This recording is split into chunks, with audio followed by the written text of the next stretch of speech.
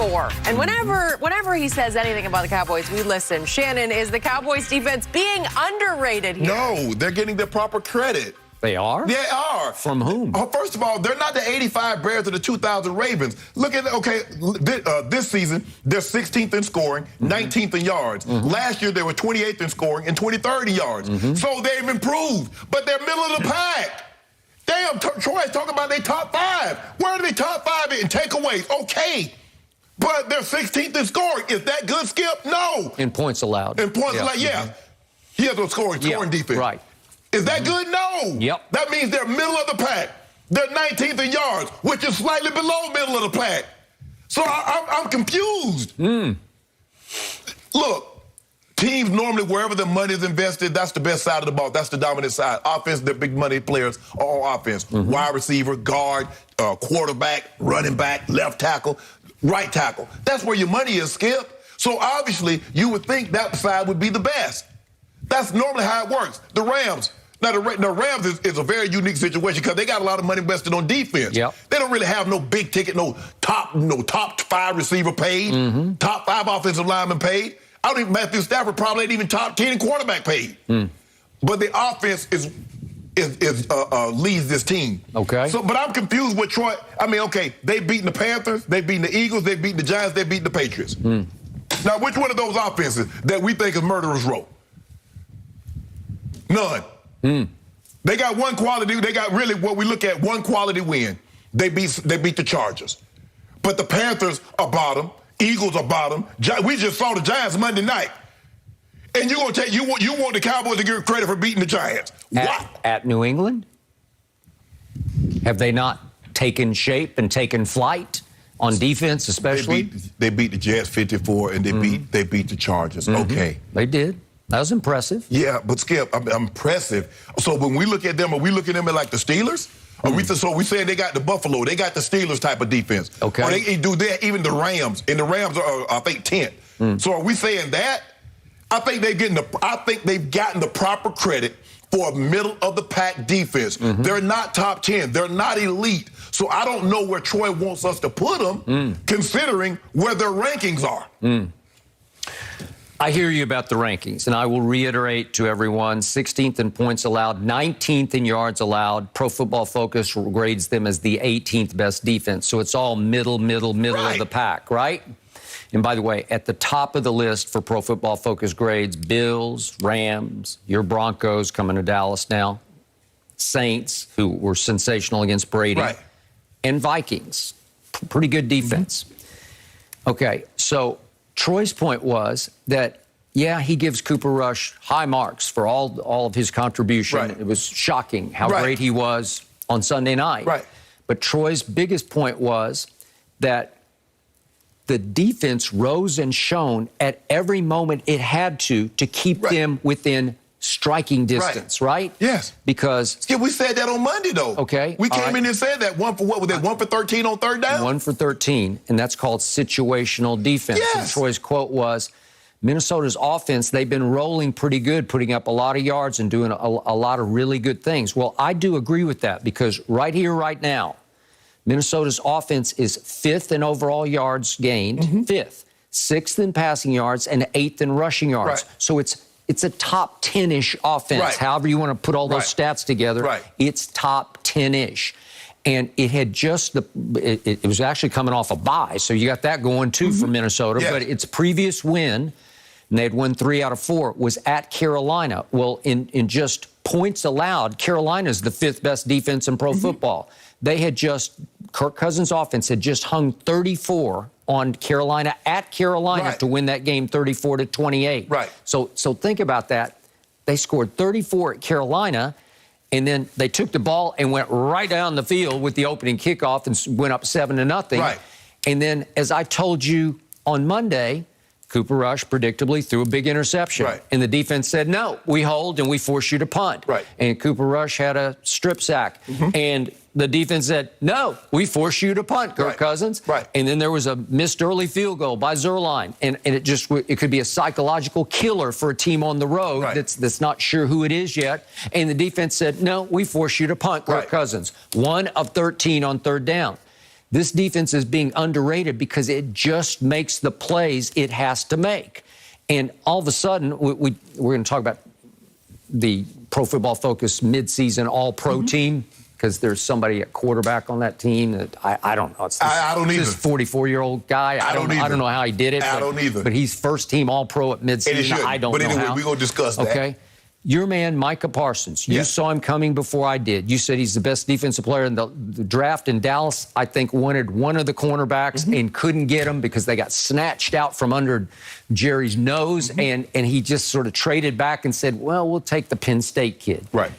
He has changed the way my team plays defense. Micah Parsons should have made this team. He did not make the first team all-pro midseason team, and I believe he belonged. The problem is he a jack of all trades, master of none? Because I think some people think that because he plays like 15 positions. I don't know where he's going to line up next, and I don't love it, except all he did on Sunday night at Minnesota was dominate the game with 11 tackles. 11 from heaven, number 11 from heaven, had 11 tackles, which led both teams by far. Right. Because he was everywhere the football was. That changes the way you play defense. And remember McCarthy's quote early in the year? He said, I've never seen one side of the ball get flipped in an offseason the way we flipped our defense. That they were a give-up defense a year ago. Right. They couldn't stop anybody. Yeah, well, Skip, I think a lot of that has to do, that's why Troy is basing it. If you look at last year's defense when they were 28 in scoring and 20, 30 yards, yes, this defense is vastly improved. You've moved up 12 spots. I mean, it's not vastly. It's like all-time improved. I've never seen this happen before, where you flipped your script around to we're pretty good from we're the worst. Right. I thought they were the worst defense in pro football. I know the Texans end up giving up more rush yards after we got run off the field, remember, by Cleveland and Baltimore and Arizona. It was all time for me as a diehard lifelong. It was as humiliating, as low as it could get, where I just said, wait a second, that defense doesn't even belong. That's not an NFL caliber defense, even for a bad team. I mean, but think about it, Skip. If you're number one in takeaways, yet you're still 16th in scoring D and 19th in yards, with 14 takeaways. Yep. Okay. But you were hanging in against the GOAT at the GOAT on that opening Thursday night. They went up and down the field. Okay. But you made just enough plays to hang in enough for your offense to have a shot late in the game. You took the ball away 4 times and you still gave up 31. Okay, but so how good is it? You took the ball away 4 times. That didn't happen last year. It started happening at the end of last year. Yeah, but but I don't think, did Dak turn the ball over? I don't think Dak turned the ball over. So think about that. They got no turnovers and hung 31 on you. They're the defending champions, and they brought everybody back. What they got to do with anything? Well, it has everything to do. I thought my team had no shot in that game. It came down to a walk-off field goal. They had your hype. You had your hopes up. You thought because you took the lead, you actually thought you was going to win the game. Well, just like the other Cowboys. I sat back. I asked, pop me a cold one and said, Tom, do what you do. Okay. And stop playing with these people. Well, unfortunately, Tom didn't do what he does at New Orleans on Sunday, right? I wasn't talking about that. I'm talking about against the Cowboys. Okay. Look, I'm not saying, but let's not pretend that the Cowboys just turned into the 85 Bears or the 2000 Ravens in front of our eyes. Yes, they are improved from last year, but Skip, could they go any lower? Okay. Randy Gregory, I predicted, was going to have a breakout Pro Bowl season, and he is on course. Yes. Because on the weekly Pro Football Focus teams, all weekly, he's made 3 of the last 4 as the #1 edge rusher of the week. That's 3 of 4. That's Pro Bowl performance, right? He's played extremely well. He's starting to remind me a little bit of that bendy, edgy, off-the-edge player. I'm not saying he's Von Miller, but he's a little bit. Jerry's even starting to rhapsodize about he's got the Charles Haley intellect. You know, I don't know exactly what that is because I love Charles Haley, but whatever. You're seeing him change games. Trevon Diggs has changed some games. It seems to me, Skip, they have an elite level player or a guy that's on the verge of being an elite level player at 3 different levels. You take Randy Gregory, you take Michael Parsons, you take Trevon Diggs. There you go. So you got 3 guys, and basically that's how they want to play. Okay. And then all of a sudden, this week's Pro Football Focus all-weekly team features Justin Hamilton, like a defensive tackle. Yeah, he was disruptive the other day. And he was, and I don't even know who he is. Right. He's bounced around, and all of a sudden, they're getting that kind of performance from Justin Hamilton. Right.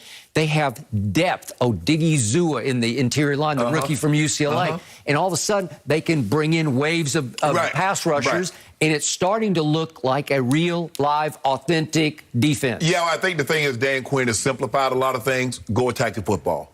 It's really simple. Skip all that reading and reacting. Just go attack the football. Get there in a hurry. Everybody's going to the football. And normally that's what happens. Good things normally happen when you put a lot of hats on a football. The ball's going to come out. They're getting takeaways. Ball pops up in the air because you're hustling.